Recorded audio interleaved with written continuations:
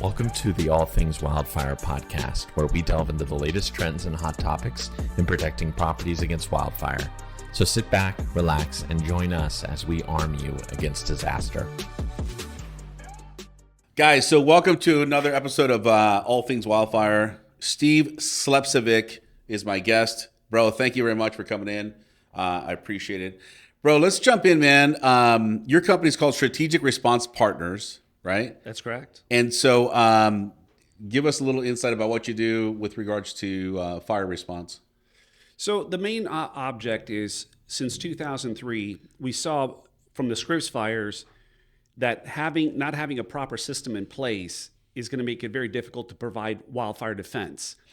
So most people focus on the aftermath, right? Let's get the insurance, let's get the restoration, the house burns down or get smoke and ash contamination, instead of let's get on the preventative side of it. And a lot of people, it became fully exposed, or obviously during the LA fires, even the Woolsey fire, if people were paying attention, that the hydrants run dry, the fire departments are maxed out, there's not enough apparatus, and a bunch of the firefighters that showed up at the fire stations, because many of them have like 4 shifts, A, B, C, D shift, right? But there's 2 engines. How many guys are going to fit on that engine? And the engine carries 500 gallons of water. And in a wildfire area, most of the hydrants ran dry, weren't properly maintained. They were not usable. You're talking about Palisades specifically when you say this? Specifically Palisades. Okay, got it.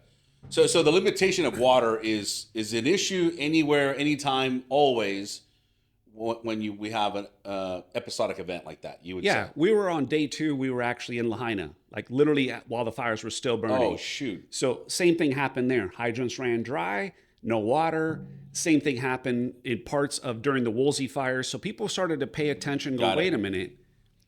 The fire department doesn't have the water. So what good is an engine with no water? 500 gallons, it's like, it ain't going to do much. Right. Now, it's fine for a daily fire. They're set up, the municipality does an incredible job, right? The firefighters do a good job. They may have 1 structure fire, maybe 2 in a day, in a busy area. But they're not equipped for thousands of properties catching on fire and then just ripping with 80-mile-an-hour winds. So in 2003, we saw an untapped resources, and one of that was the pool, right? You have 25 to 30,000 gallons of water. Now, people are like, well, I need a fire truck. Well, you don't necessarily need a fire truck. What you need is a fire pump that's on the truck. But if you put that fire pump on the property with the hoses and nozzles, your water source is the pool. Now let's talk about the pumps, man. Yeah. Because we were talking earlier, and I was all happy that I had a certain pump, and you're telling me it's a piece of trash. I'm just kidding. Yeah. You were saying that, but you were saying that you, at some point you said you had some guys out there fighting the fire, and then they ended up in the pool themselves because the pump locked up. Yep. So tell us about that. Tell us that story. So on a structure that we were protecting, the fire was burning through the canyon and it was moving rapidly, and the fire pump seized up. It's like any other motor. It runs a certain amount of hours. Those pumps run super hot. Yep. And that pump locked up. It literally froze up. It broke down right at the most crucial moment, and 5 firefighters ended up in the pool. Now, understand something. The structure, we were still able to save the structure because it was a Bucker Brigade, right? But it was a shitty situation to be in. So when I see people go out and buy a Harbor Freight pump, or they go buy a pump that looks like it's going to be good and it's expensive, those pumps are not self-cooling. And over an extended period of time, the last thing you want to do is have that fire pump freeze on you. Oh, man. Now, the other part of it that people don't understand is it sounds great in concept when the winds aren't blowing. Okay, and the smoke is going up. Yeah, you could sit there with the fire hose. You could sit there with the garden hose, right? You got the direction. And you are, and you're good. You're feeling like a badass. You got this thing, Put the wet stuff on the red stuff, no problem. Yeah. But when those winds are blowing hurricane force winds on a red flag day, ember cast is coming from 1 mile, 2 miles out. Yeah. When it gets up against you, you can't see your hand in front of your face. It's burning holes inside you. It sounds like 100 freight trains coming at you.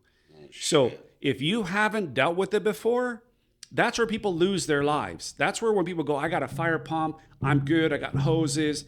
I'm like, have you ever been in a wildfire? And this is such a great point, Steve, because you know, as much as I love talking to you about these things, I think, you know, because we have a lot of listeners, we have to be mindful of safety. Because, look, man, the last thing we want is a bunch of cowboys out there just deciding that, hey, man, you know, I got a pump, I'm going to defend my house, and then they run into a situation like this, and they misstep, and they think it's going to be okay when it's not, and then now they have breathing problems, they can't see, they're falling, tripping, like who knows what could happen, right?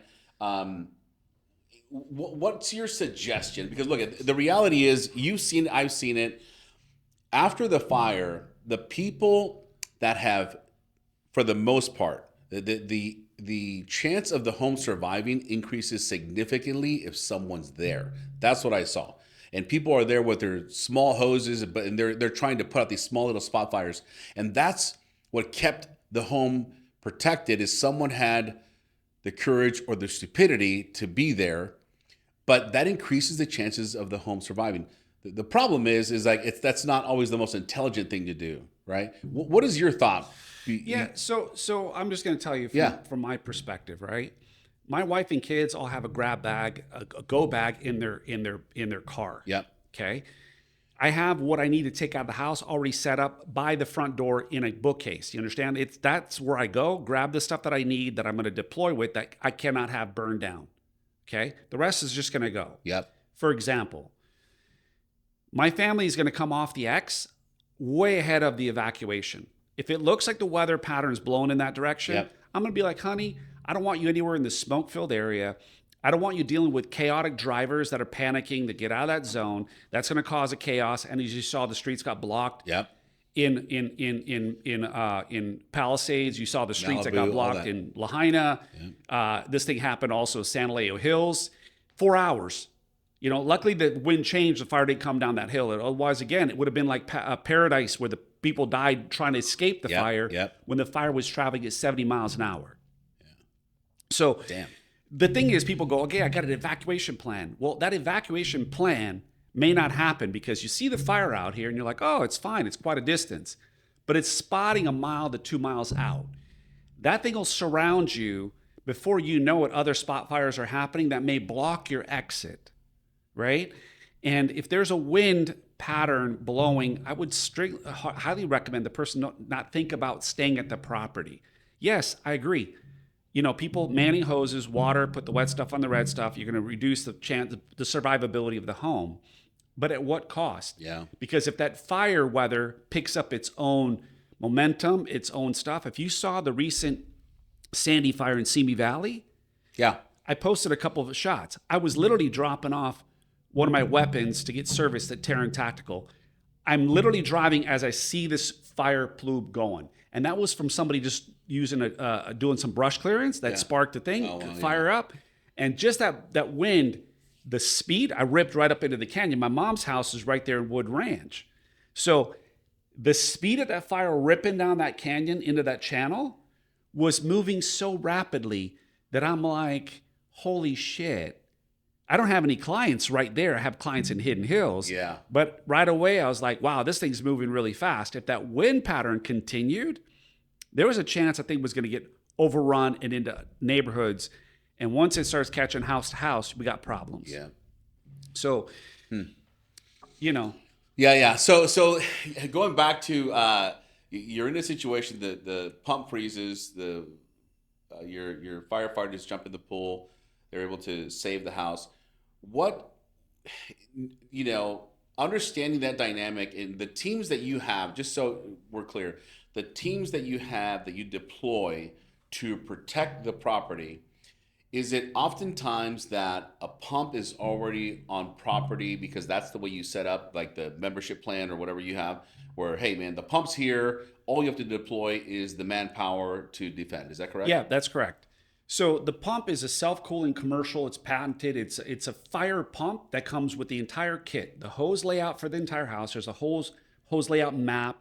The wires are in there. The keys are in there. Everything's in there. So the thing is self-contained. It's serviced twice a year. and it sits near the pool equipment or a garage or a shed, we know exactly where it's marked on the property. Got it. We create a complete drone survey of the property. We know how the whole thing's going to be laid out. Every little detail's on that property. When there's a fire, obviously everybody's monitoring 24/7. Yeah. And we're using multiple platforms. We're using weather tracking. We're using Watch Duty. We're using Genesis Pro, right? So you're using all the technology, tapping into the cameras and seeing where something sparks off. As soon as we get notification, we'll push a team that if it looks like it's going to be a problem for that property. If it's not, I'm not just putting firefighters out there to sit on a lawn chair. My guys are strike team. They're credentialed guys. Yeah. They're not there for the fire watch side of it. That's not their job. Their job is to get to the property, drop the draft line in the pool, set the pump up. You don't fire it up right away. Lay out the hose line and be ready for the firefight. Now, here's where people don't understand how critical it is for what Allied does. What Allied does is by getting that notification early, getting out to the property, we know smoke's coming. You're putting an air scrubber inside the entire house, one per every 1,000 square feet. You're taping all the openings, the windows, the doors, the garage doors that are all, you're reducing the combustion byproduct. Yeah. And some people be like, well, you're in the restoration business. Don't you want more smoke and ash and stuff like that? Like, no, I'm actually looking out for the client. Yeah. Now, again, once that fire's moving in, the doors are sealed, air scrubbers are running inside, as long as the power's running, right? Many of these homes that we work on have their backup power. So they got the air scrubbers going. You prep that home to be resilient. You've laid down your fire retardant, which for my firefighters are in gratitude. Why? Because you've created, it's not just brush clearance, you've just now created another buffer zone. Because what people don't understand is when that fire is pushing up against that property and it's ripping, that heat is so intense, it melts the plastics on anything. Engines, lights, everything starts melting, exterior fixtures, lines, everything.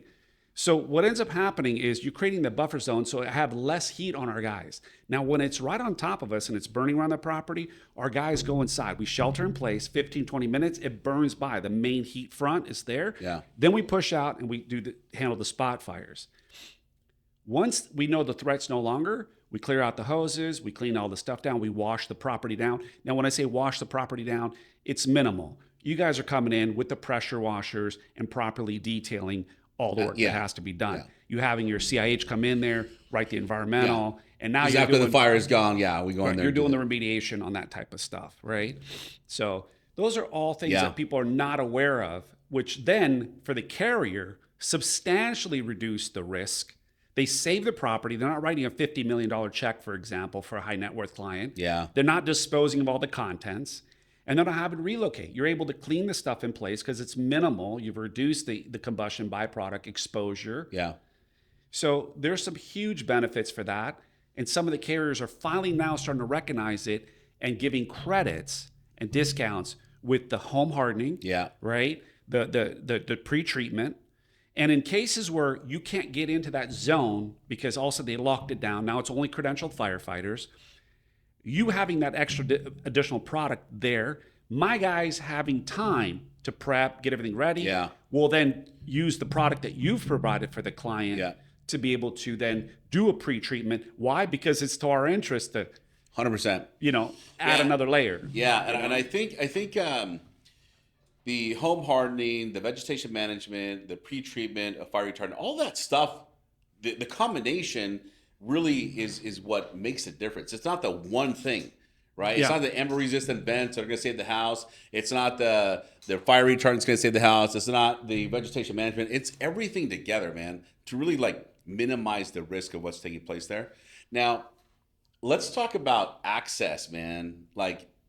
We happened to be there when the Palisades was starting to get kind of crazy. We were already pre-treating some of our clients' properties, but it did take them a couple of days before they start to shut down the access because it was madness, man.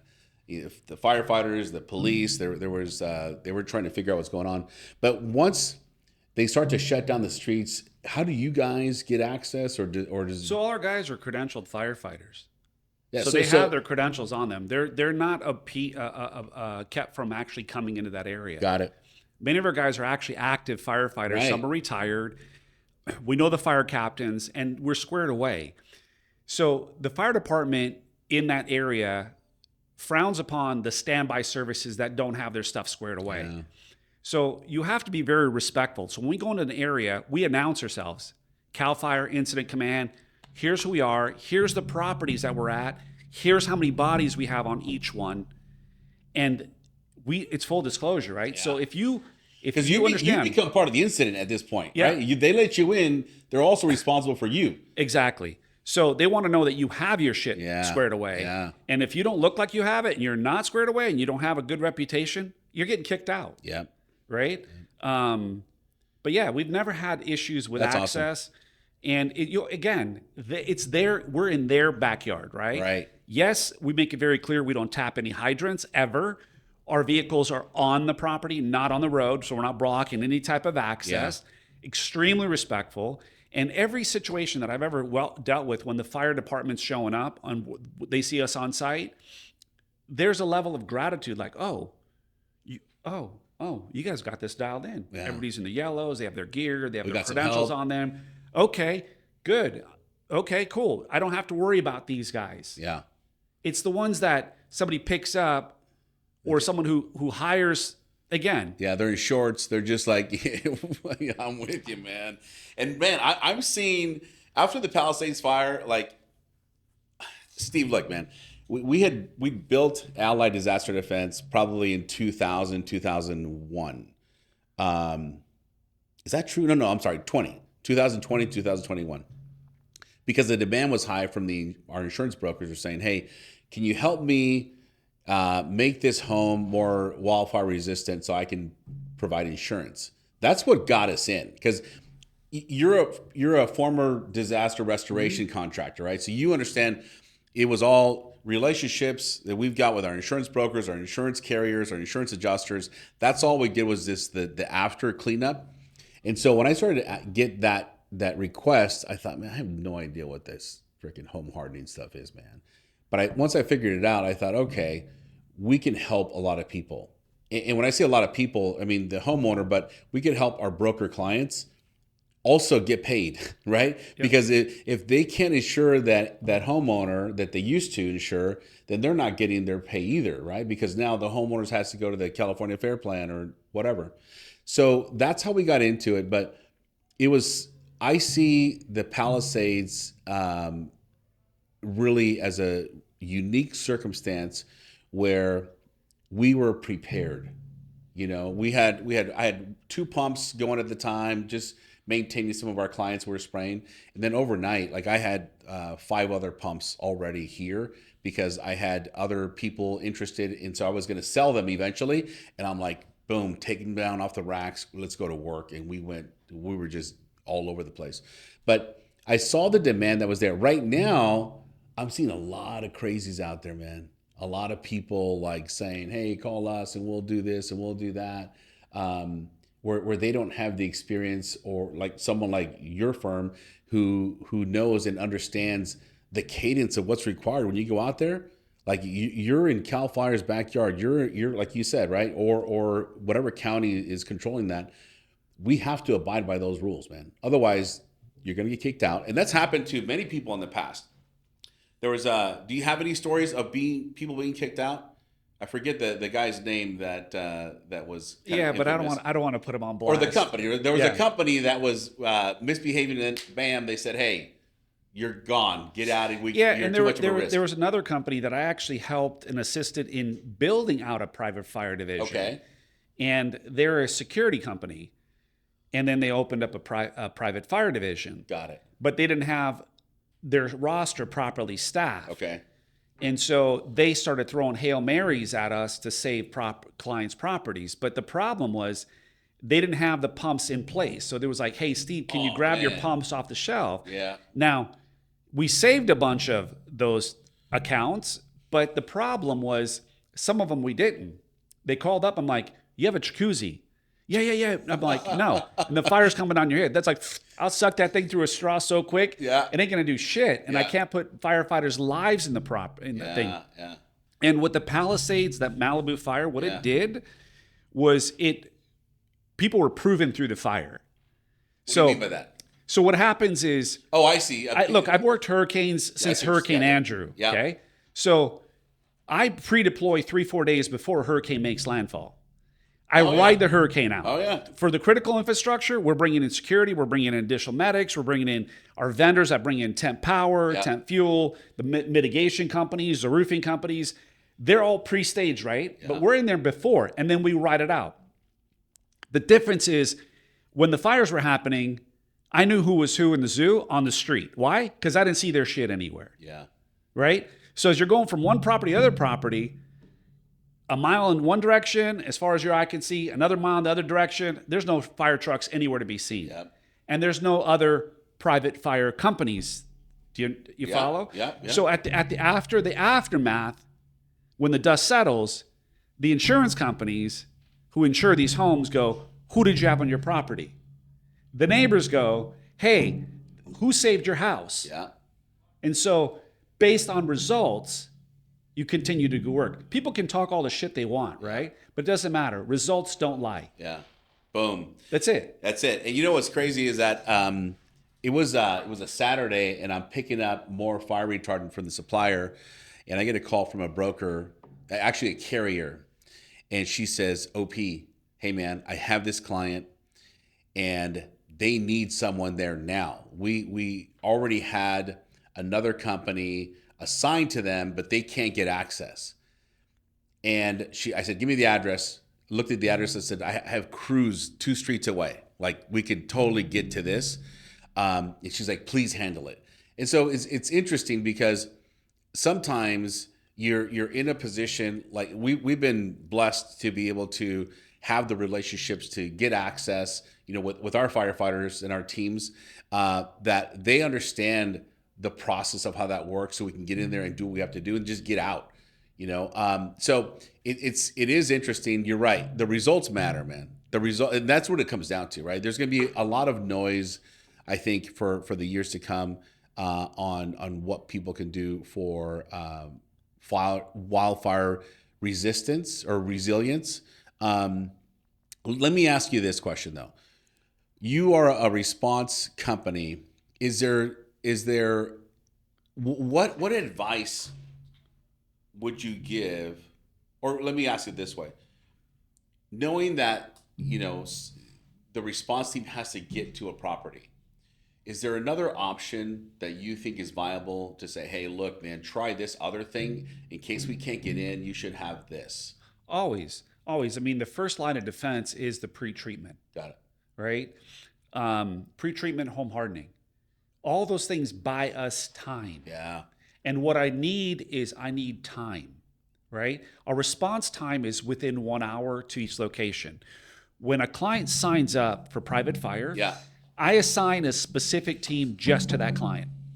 The pool shit proved itself in the Malibu fires, right? Yeah. And I know the same reason, because in hurricanes, I have a certain amount of clients. I assign teams to each one of those accounts. Yeah. And then I assign vendors to each one of the accounts, right? People go, you have a pretty extensive vendor list. Of course. Why? Because this guy may be able to handle 3 hospitals and he's maxed out. Yeah.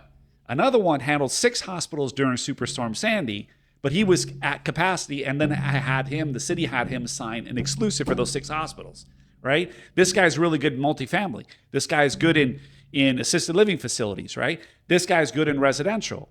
So that allows us as a disaster management company to assign, this guy's wheels are coming off, don't assign him anymore. Yep. Right? But it's site-specific and in specific regions, right? So I have guys in this region that cover these areas. I have guys in Northern California that are in Napa that cover just the wineries, right? A separate team that's in the Bay Area that covers like Palo Alto, Los Gatos, Morgan Hill, at a San Jose fire, like that team. But I can't have that team go to Napa. It's too far. Yeah. Then I have clients that are like in remote areas, and I go, okay, I can't put a private fire team up there. First of all, it's dangerous. I don't have a strike team that's within an hour distance, 2 hours. So what's the point? How about we create a perimeter commercial sprinkler system that's on fire system, on pumps, it's self-deployable. Again, not necessarily like we talked earlier about cell service, because cell service goes out. It should be backed up to a Starlink. Every one of our team members goes in with a mobile Starlink. Nice. And then I create a WhatsApp group so the client can actually be in direct communication with the firefighters, shared location, no different than how I run our security details, right, for events. That's an event. The client then sees in real time, here's what's happening on my property. He's not having to watch the news. Yeah. And go, oh, that's my house over there. Yeah. Right. Interesting, man. Yeah. Okay. I like that. I mean, as a matter of fact, it was interesting because I was there with Bobby Kennedy at his house. Yeah. And he was live streaming from his property, and he was up in DC standing next to Oz. I believe it was Oz at the time. But we're on a video chat. Yeah. And his thing was like, Steve, if you have to leave, leave. I'm like, listen, Bobby, the real wildfire is DC. That's the real brush fire. This ain't nothing. You handle that, brother. This ain't nothing. Exactly. You know what I mean? I love it. That's Yeah. too funny. It's too funny. But it creates a peace of mind. Yeah, right? yeah. So the client's then going, okay, I see they deployed the pumps. Yeah. I see the restoration company came out there, put the air scrubbers in, has the vents all taped off. Everything's squared away. Yeah. And I'm in direct communication. They're creating calm that they got it secure. Yeah. And they got the property surrounded. You know, the Allied came in, provided the pre-treatment, so that all those things now that they saw their investment saved it. At the end of the day, what is our ultimate goal? Save the property, right? Some of these clients have artwork that's not insurable. Yeah. Vehicles collections that are not insurable, right? That are one of a kind sometimes. Yeah. And who wants to rebuild in California, permitting, or their neighborhood to go up and look like the Palisades, like a war zone? Yeah. It ain't coming back, not for a long time, right? Or the environmental exposure. So when these people start doing community-wide kind of planning, and strategically, we live in a wildfire area, like those that live in a hurricane area that have hurricane windows and hurricane straps for their roofs. Well, we've been ignoring it for a long time. Yeah. And here we are. It's coming home. It's going to our backyard, man.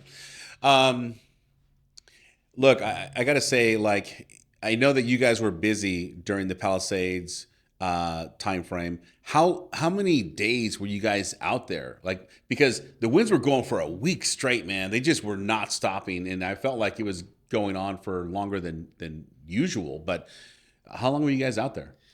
I mean, for us, the core of it was, I would say, 4 or 5 days. Okay. But it ran up to 10 days because of having to go back, check, because first of all, like, it came over one canyon when it came down, like from one section.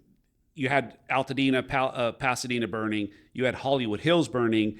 And then when it came down, like on one area from like on the upper part of Mandeville, but then the day before, it came over the canyon over Topanga, right? Yeah. So all of a sudden you're fighting the fire up facing upper Mandeville area. And then we had clients on Topanga and then had to rip around Topanga as it jumped the line over Topanga Canyon and started ripping up that other canyon. And it became impassable because there's areas where they're doing water drops and entire parts of the road started slipping and blocking traffic. Oh, shoot.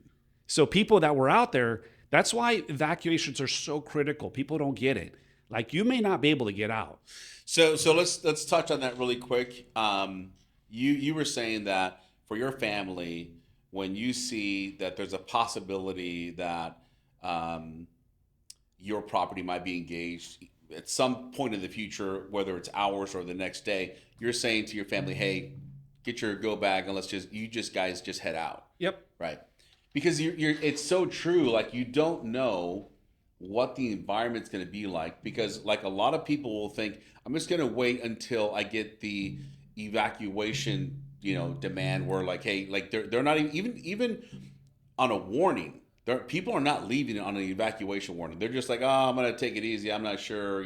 They're not. I'm not being demanded to leave. I'm going to just hang out here. And I think that bottleneck is what creates a risk, man.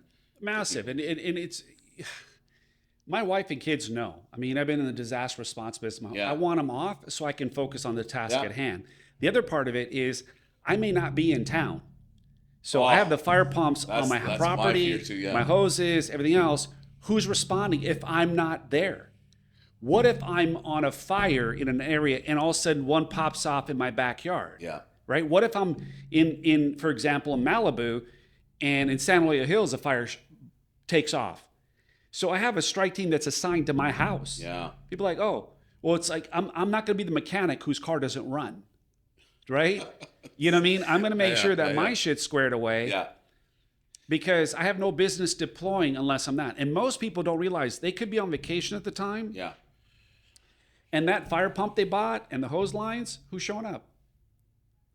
And that homeowner may not get access to their home. Right. And then they're like, wait a minute, I had to come off the hill because I'm missing a fitting.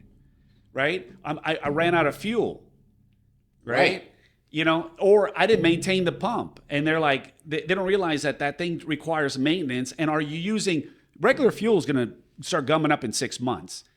You should be using true fuel on that type of pump system. Yeah. It should be serviced twice a year. Right? And then again, people go, oh, I got a hydrant on my property. There's a fire department. I have a fire department at the base of my house. But that fire department is going to push out to a front line. And there in the Palisades, 2 hours, they were focused on evacuation before they even went into the fire attack mode. House were already burning. Wow. And that's the thing. This came out in the report. Yeah, people have this false sense of like, yeah, there's a fire department, down the block from me. It means nothing, man. They're not required to do structure protection. And furthermore, areas like Bel Air, the Alamo, Sunset, they're not going up into Bel Air. I know that. Wow. That's right from the fire captain. He's like, yeah, we're not going up there. We can't get our apparatus in that area around those corners of people trying to come off the hill. Nope. And then there's places in Rancho Santa Fe, one way in, one way out. Yeah. I'm working with the 3 HOAs on that. San Three Diego. main one. Yeah, in San Diego. There's one road in, one road out. They're telling them to shelter in place. You know what the shelter in place looks like? Walk out on the golf courses, you see everything around you burned down. Oh, man. That's the reality of it. Yeah. Hang out there. Okay, couple questions. So you do your best to save the house. Obviously, that's the goal. I have a client he's a business manager, and he had said, "Hey, OP, can you go, spray retardant at my house?" And this is probably the 7th or the 8th of January. Palisades are already on fire, so we went over there. And we're spraying, and the properties next door to him are 10 feet away. Like there's 5 feet to the fence, and then there's their other houses, their neighbors. And so my firefighters are protecting the property, spraying, and the lady next door comes over and she says, "Hey guys, can you guys come spray my vegetation before you guys leave?" They're like, "Yeah, no problem. Let us finish here." About an hour later, they're getting ready to kind of wrap up, and the lady is like frantic now, right? She's like, no, I don't want it done after all. The fire is coming our way. You gotta leave. I don't want you to stay here on my account. So I'm telling you, I do not want you to spray my property. Just leave. She was just frantic, right? Yeah. And that whole block burned down to the ground, bro. The whole block, man. And even our client's house. And I was like, son of a gun, man. And I think the reality is like, you can do all you can do for your own property, but the critical piece that I think a lot of us don't think about is if my neighbor's house is on fire, the radiant, and if I'm in close proximity, okay, if you have the privilege to live, and you have a house that's 30 feet away from you, God bless you, right? But most of the homes are tract homes, and we're 10 feet. Vincent, look at that microphone, bro. That thing just fell over, bro. Come on. Anyway, but things fail. Things Even fail. with the best made plans, right? I love it. That's so true. Yeah. But if you live in the tract home environment, you got 10 feet, maybe 15, 20 feet away. When that home is on fire, like the radiant heat is so strong, man, that your windows are going to be busted out, and now we got a problem, right? So, any thoughts regarding? Yeah, you bring a really good thing to this conversation.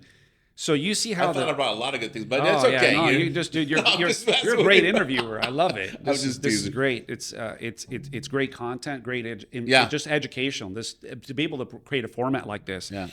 The thing where they talk about zero zone all the time, right? Clear the shrubs around your property, remove any fences that are touching the property, remove any Italian cypresses, which absolutely that those are Roman candles, right? Remove that stuff from the property, any combustible stuff to prevent that house from burning, right? The zero zone.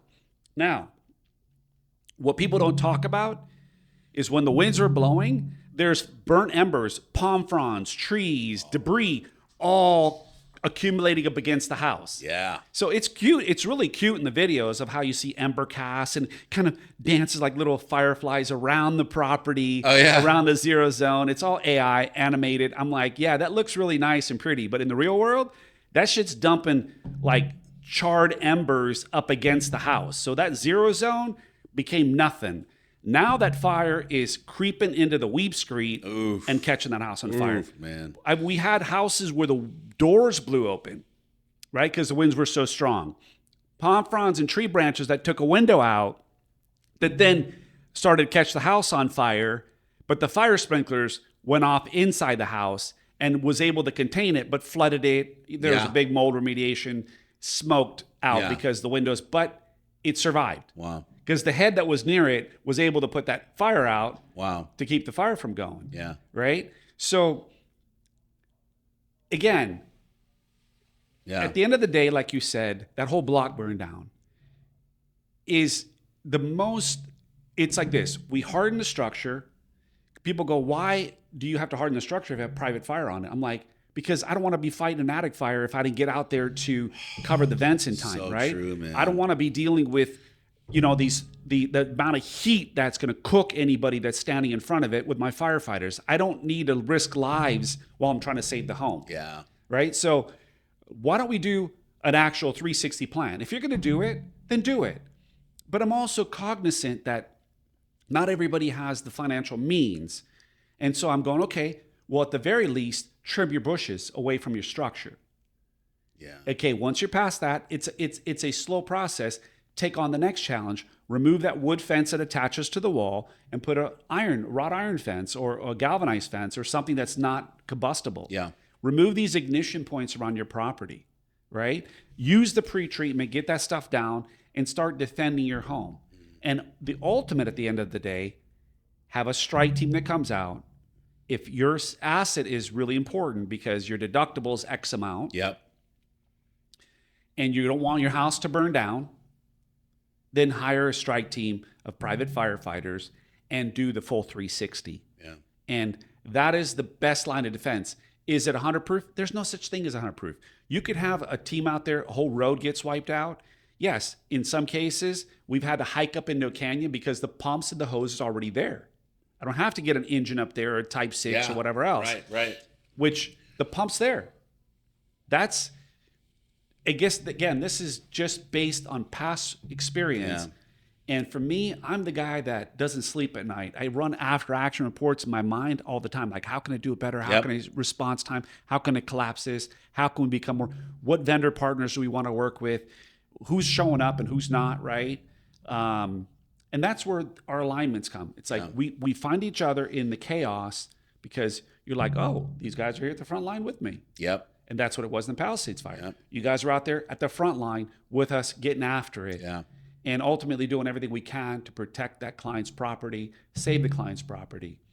Yeah, love it. You know, one of the things that we did for this client is, have you heard of the Matterport camera? Yeah. So that's the real estate camera. So if anyone goes online and they like go to look at a house, you have these arrows on the floor and you push the arrow and it goes into. We did a Matterport plan for this client that lost their home, and it was probably 6 months before. We did ember resistant vents. We added some gutter guards, and we did a Matterport. And that's all part of the preparation. Hopefully you don't ever need to use this digital view of your home. But the house went down, and man, he was like, OP, can I get access to the Matterport? State Farm wants it. I'm like, 100%. And so the carrier wanted to pay him X amount per square foot. Just like, hey, we're going to take an average X.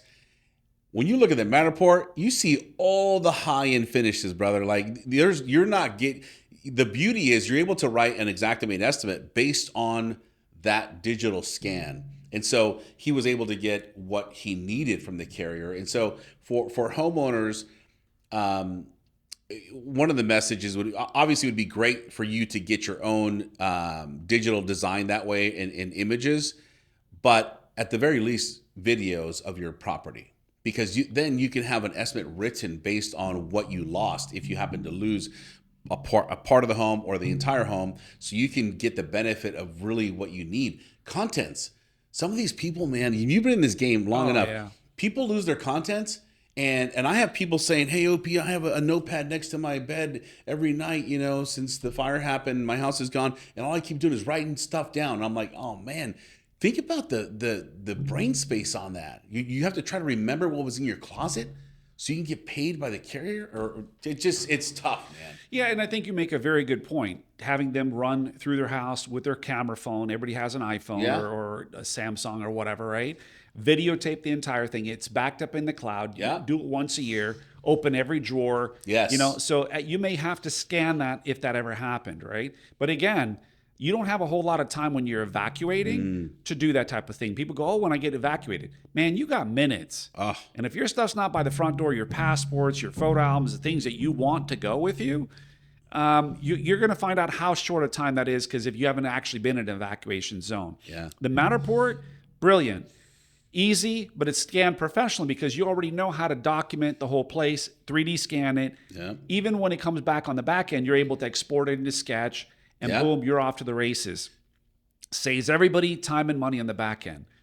People, like, when it comes to planning, they don't like to plan, right? It's not sexy, like, man. No. It's boring. And there's an underlying feeling of like buying a burial plot, right? Like, you know what I mean? Like, you're going to die. Yeah, we're all going to die, but you don't want to go there and buy a burial plot. Okay, right? Like, good you're gonna point. Live forever, right? Exactly. So it's kind of the same kind of undertone. And I always find stuff that I'm busy with that I don't want to do planning. Right.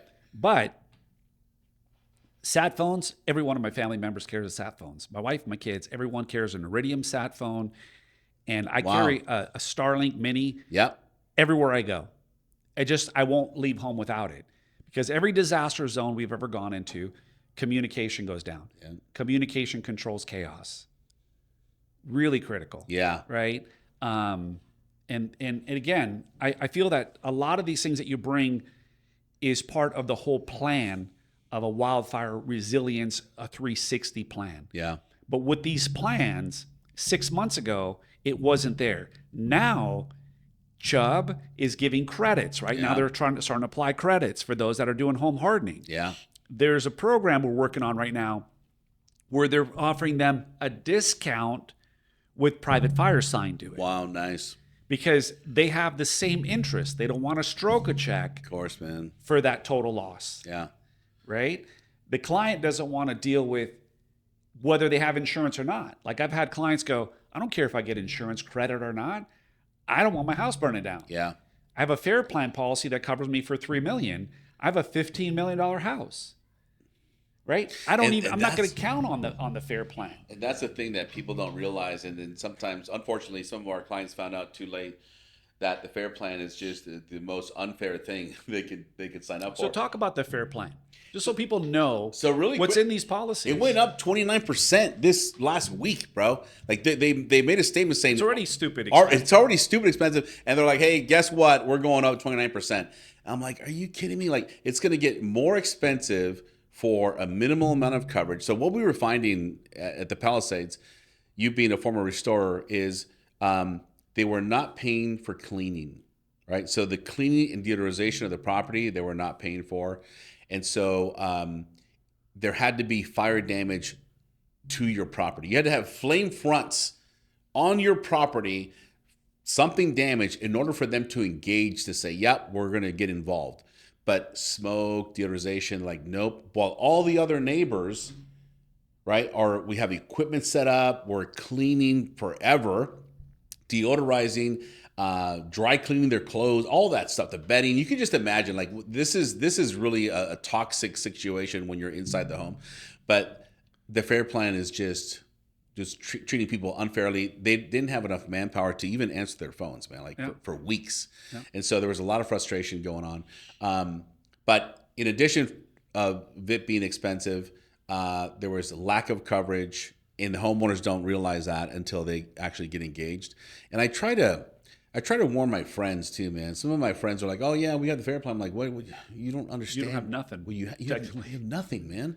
And that's the scariest thing. So when I first bought my property, I'm in the wildland urban interface, and I bought the house with a realtor, and the realtor's like, "Oh yeah, let me get you insurance." I said, "Do your thing." Well, he locked me in with the fair plan, man. I had no idea. Year one, so I'm like, for a year, I'm like, please, Lord, no fire. And so my focus was get out of the fair plan next year, and so I became the first Wildfire Prepared Home Plus designation with IBHS, the Insurance Institute for Business and Home Safety. They were like, "Hey, we're building out this, Wildfire Prepared Home designation," and we had alignment with a lot of things that we were doing. I said, "Guys, like, I'm in," and they're like, "Hey, can you help us, kind of create and fine tune the designation?" I'm like, "Yeah." So we went to my house. We're there for 2 days. And we're going like line by line, trying to figure out what's important, what matters. And then I just did all the work. And they're like, "Hey, man," they came back months later and they said, "Hey, you're certified." And so I used that and I took it to the carriers, and the State Farm said, "Hey, man, I'll take you." So I got out of the fair plan. And that was my focus, is like, I need insurance, man. But do you have any war stories regarding the fair plan or your experience? With the fair plan, they weren't paying for the environmental testing unless it was their guy that came out, right? And then their guy that came out, where you're like, "What? Ray Charles is here. Of course he's not going to find anything." You know what I mean? Right? So it's biased thing. They're going out pulling samples off shit that somebody already cleaned. So I call it like it is, right? So I don't have any filters, and the reality is that there's a mass tort going on right now, right? And it's advancing now. And there's thousands of claimants against fair plan. And the thing is, it put homeowners and restorers in a really shitty position, because a lot of restorers are like, "Oh, fair plan, fire damage, right? Smoke damage." Like, they're treating it like every other insurance carrier. They go in there, they clean the contents, they wipe the whole structure down, they remove the insulation, they HEPA vac everything. Yeah. They clean everything, and that bill's $150,000. And then fair plan goes, "Yeah, we agree it's $150,000, but we don't cover that." Right. And you're like, "Well, how are you an exception to the rule? How are you even allowed to write insurance?" And it's implied that insurance covers these things for everybody else, but you're an exception to it. Yeah. And then when people realize that it's a program and that they don't have coverage for it, the contractor's going to be like, "Well, I'm not eating that. Yeah. I cleaned your shit. Yeah. I restored your house, removed all this toxic environmental smoke, ash, combustion byproduct from your house, lead, asbestos, dust, so you can go back into your house, and you're not paying me?" Yeah. Oh, it's well, crazy, listen, I don't man. own your insurance, so maybe you have a problem with your insurance, or you should jump on the bandwagon and sue them. Yeah. Because only if people win in a lawsuit like that and gets reversed, that they are able to recoup their money.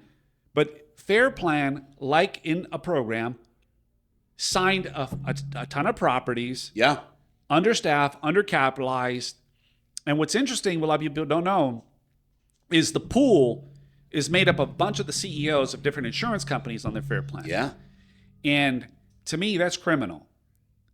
But again, fraud, criminal, California. I mean, politics. I don't know, right? I don't want to cross that. We bridge that gap. We're going to be in for another hour or so. It's all gray, man. Yeah. But you're right. Like, the carriers fund the fair plan, right? They all kind of throw money at this thing, kind of go, "Yeah, when things go sideways, whatever."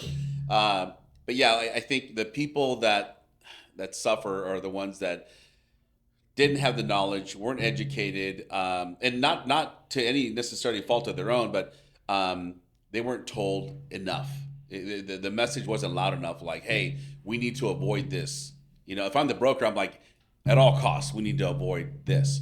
And sometimes I think homeowners would be like, "Oh, Mr. Broker, you just want to make more commission or do whatever." But the reality is, I think a lot of the brokers that we deal with, they have a servant's heart, man. They really want to help the people. And unfortunately, some people don't understand on the other end, on the other side of a claim is the experience. Like that's what you pay for. And if you have the fair plan, you're going to get, unfortunately, that last resort of everything. Like their customer service is non-existent. And we've helped out some people. And as soon as we know they have the fair plan, we're like, hey man, number one, I'm sorry. Right. And we're going to do the best we can to help you. But we're going to be very transparent. Like, here's what they're going to pay for. Here's what they're not. Like, Yep. you decide. Here's where you're out of pocket. Yeah, you decide, right? Because to your example, we've been burned, my friend. We've done the work, and it's like, are you kidding me? There's no money. What? Oh man, and that's painful. When you're a small business and you have to. Yeah. Oh man, it's painful. Yeah. There's a lot of challenges with the insurance companies. They talk about going AI. They're losing that personal touch of personal customer service, professionals that are engaged in the claim process. Yeah. The delay of getting contractors paid creates frustration with the property owner and the restorer. It doesn't really serve what insurance once was 20, 25 years ago. Yeah. Damn, you're old, bro. Yeah, I am. I'm the old OG in the game these days. But exactly. The thing is, like 20, 25 years ago, like a lot of things were so different. And you're right. I think, with technology, there's so much ease of use, but we lose the experience, man. Right. And so it's funny because I think a lot of us, we want like for me, I'm so like into the Amazon experience. Like I go to Amazon and bro, sometimes like the next, like, or that night it shows up on my doorstep.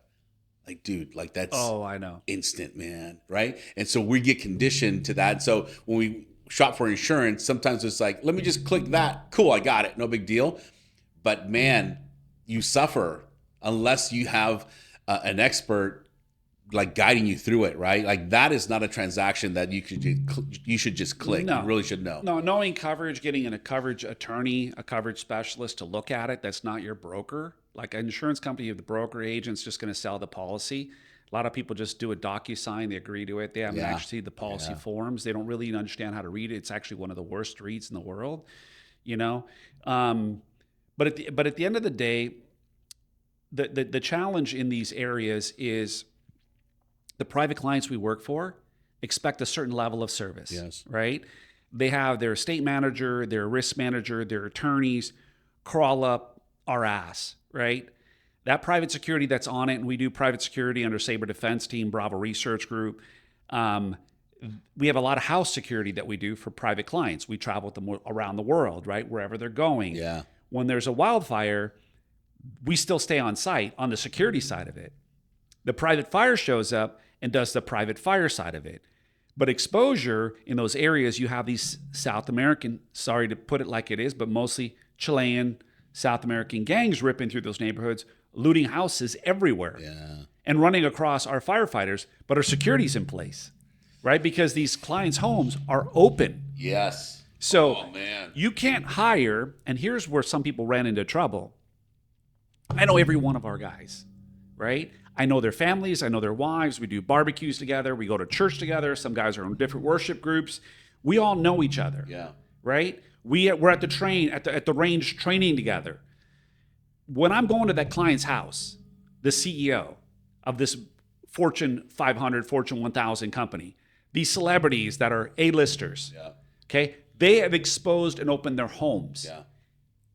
I can't have anybody who I don't know. Right. I can't have somebody who, again, nothing against the correctional firefighting crews that have, the guys that have come out of corrections, nothing against them. I know that a lot of them change their lives. I'm 100% supportive for it. But I can't put them on a property, unfortunately, because I don't know them that well. I haven't built a relationship with them. If I went through a program with them for them to spend time with us, for me to get to know them, get to know their families, they've changed their ways, the client trusts me to put somebody on their property who's going to walk through. They have their jewelry out, they have their cash out, they have their own personal belongings. There's no photos, there's no scans. We're the gray man. They don't even know we're there. Yeah. We're in. Place gets buttoned up. Everything gets glocked up. When we transition to sometimes their house security, right? We're that extreme team. In other cases, we are the house security, but it's for a specific client, right? They're not counting on the local fire department to show up at their house. They're not counting on the law enforcement to provide security for them. Yeah. They have the means to sit there and say, no, I want somebody on my property 24/7. Yeah. And the risk management plan, the response plan, everything's already in place. We know the keys, access codes, everything. And look, man, it's interesting. I love speaking with someone who is in the world that we live in, too, NDAs, everything, all of that privacy piece. But let's talk about really quick, because I think a lot of the brokers that listen in, like, those are their clients or that kind of clientele. But you said something earlier that, hey, for those people that don't have the means, right? You said very basic things like, hey, get the vegetation 5 feet away from your house, right? Get rid of the wood fence that's up against your home. Like, those are basic fundamental things, and I think that absolutely should be done. On top of that, I really, I was speaking over in Pasadena after the fires, and there was a lot of engagement there, and people were just like, hey, what can we do? What can we do? And I got to this point, and I hope I wasn't rude to them, but I got to this point where I said, hey, look, because they were talking about, what about grants? What about, can we get money so we can do this? And I looked in the group, and I looked at the parking lot, okay? There's a lot of brand new cars everywhere, right? We're not talking about like people that are in dire straits. They're functioning, working people, right? Middle-class people. And I said to them, guys, here's the deal, man. Maybe consider not taking a vacation next year. And that money that you were going to spend, $5,000, $7,000, $10,000, apply it to your house just for 1 year, right? And so I was preaching, man, because I'm like, guys, you could do more. You could do more. You just have to want to do more. And you can't be looking for handouts, because that fire that's going to be coming your way doesn't care who's paying for what. They just, if you could protect your home, do it. And I just wanted to give people a better idea, perspective, like, hey, man, you could do without certain things to get this important thing done, because you're going to regret if you don't. You're going to wish you did, right? So anyways, that was part of my... Yeah, and the grant programs, they're very difficult to get the money. Yes. Because there's so many people applying for it. But when you're applying for it, you have to have an actual plan, a proper wildfire assessment, risk mitigation plan. You have to be able to go in and do some of the work to show that it's being done and that you've done it. People don't realize, like, oh, but I'm just getting the money, then I'm going to do the work. No, it doesn't work that way. Yeah. Right? And what people don't realize also is, I think it's just a matter of time. The fire authority is going to make this a mandate. Yeah. So they'll send out notices, like there's a big HOA right now that every one of them got a notice as to what they need to do for hardening their structure. And will they be fined? Not yet. Yeah. But I feel just like they're, starting now to implement, if you're not doing your brush clearance, you're getting fined. Right. If your home doesn't meet wildfire resilience, resistant type codes that are going to be implemented, it's like after the earthquake, all the shear wall, MST straps, Simpson hold downs, all the stuff that came into earthquake was like a 20-25% increase in building costs, right? So the old vents no longer are effective. Yeah. Now the new vents are even finer, right? Yeah. So these are all, I feel that in time will be mandated, and then there'll be fines with it. Yeah. So instead of, and again, people, it's like, why wait? Why don't you just handle your shit? Yeah. Right? That's what I would say, my God, handle your shit. What are you coming to me with it? Be aware of it, be conscious, be forward thinking. You live in this fire zone, right? Yeah. If you haven't learned any lessons from lessons past, you could stick your head in the sand, and then I get those phone calls. Hey, remember me? Yeah, I talked to you for 2 years about this, about having a pump in place, a water source, a strike team signed, the home hardening, and you've ignored it. Didn't have time. Now you have time? No. The planning part is over. Yes, man. Now, there's really nothing. And they're like, oh, but you have fire. Yes, I have firefighters that are assigned to specific homes. Yeah. They're not coming to your house. You don't get to make this phone call and last minute think you're going to jump, and now it just doesn't work. Yeah, yeah. You can't be in a reactionary state. It's too late at that point. It's too late. It's too late. It's too late to turn back now. Steve, man, it's been awesome, bro. Like, where can people get a hold of you, man? Or where do you want them to go to check out your services? Yeah, I mean, they can go to srp24.com. As far as questions and stuff like that, they're happy to email me, steve@srp24.com. I'm always open for conversations. They can call me on my cell phone directly, 310-261-6311, or dispatch 888-582-5848. Boom. And again, for us, they can always call you directly. Yeah. I mean, we work together. So the thing about it is one doesn't work without the other. I mean, if I don't have a whole home hardening thing that's put in place, I'm not going to assign that. I'm not going to put my firefighters in that situation where I have exposure. Yeah. And now I'm dealing with an attic fire, which I'm not doing. Or they haven't brought their roof up to a Class A roof, or they haven't removed that space around it. Yeah. You're making it extremely difficult for my firefighters to do their job, and it's not worth it.